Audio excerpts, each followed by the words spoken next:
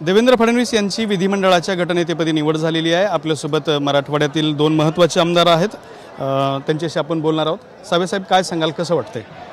देवेंद्रजींच्या नेतृत्वामध्ये आम्ही ही निवडणूक अतिशय यशस्वीपणे त्याच्यामध्ये यश मिळालेलं आहे। आज त्यांना गटनेतेपदी त्यांची निवड झालेली आहे। उद्या ते मुख्यमंत्र्यांची शपथ घेतील आणि जसं 2014 ते 19 त्यांनी या महाराष्ट्राला एका प्रगतीपथावर नेऊन ठेवलं। महाराष्ट्राची ओळख एक वेगळ्या पद्धतीने झाली होती, त्याच पद्धतीने पुढच्या 5 वर्षात देवेंद्रजी या महाराष्ट्राला एक प्रगतिशील महाराष्ट्र एक प्रदेश म्हणून या देशातला सर्वात उत्कृष्ट प्रदेश म्हणून ओळखला जाईल या पद्धतीने काम करते असा आम्हाला आत्मविश्वास आहे। आज आम्ही त्यांना खूप खूप शुभेच्छा देतो। पुढच्या काळात त्यांच्या हातून 5 वर्ष या महाराष्ट्राची चांगली सेवा घडो हीच ईश्वरचरणी प्रार्थना। आता उत्सुकतेचा प्रश्न हा की देवेंद्र फडणवीस मुख्यमंत्री होतात, मात्र या मंत्रिमंडळात तुम्ही मंत्रिपदी असाल का? जो निर्णय पक्षश्रेष्ठी देतील तो मला मंजूर आहे आणि नक्कीच त्यांनी जो निर्णय आला त्याचा आम्ही स्वागत करू आणि त्या पद्धतीने काम करू।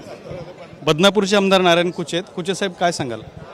मी प्रथम तो माननीय या महाराष्ट्राचे जनतेने भारतीय जनता पार्टी महायुतीवर विश्वास टाकला आणि आज आमच्यासाठी आनंदाचा दिवस आहे। महाराष्ट्राच्या जनतेसाठी ज्यांना विजन असलेला या महाराष्ट्राला मुख्यमंत्री उद्या मिळणार।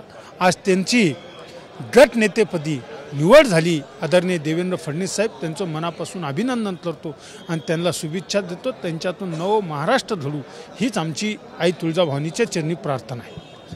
तर अशा पद्धतीने अतुल सावे आणि नारायण कुचे यांनी देवेंद्र फडणवीस यांना शुभेच्छा दिलेल्या आहेत। कॅमेरामॅन हर्षल निकम सोबत दत्ता कानवटे, TV9 मराठी, मुंबई।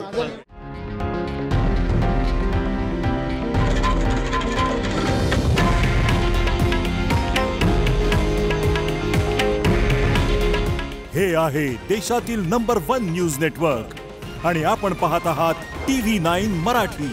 काळजी तुमची, हित महाराष्ट्राचं।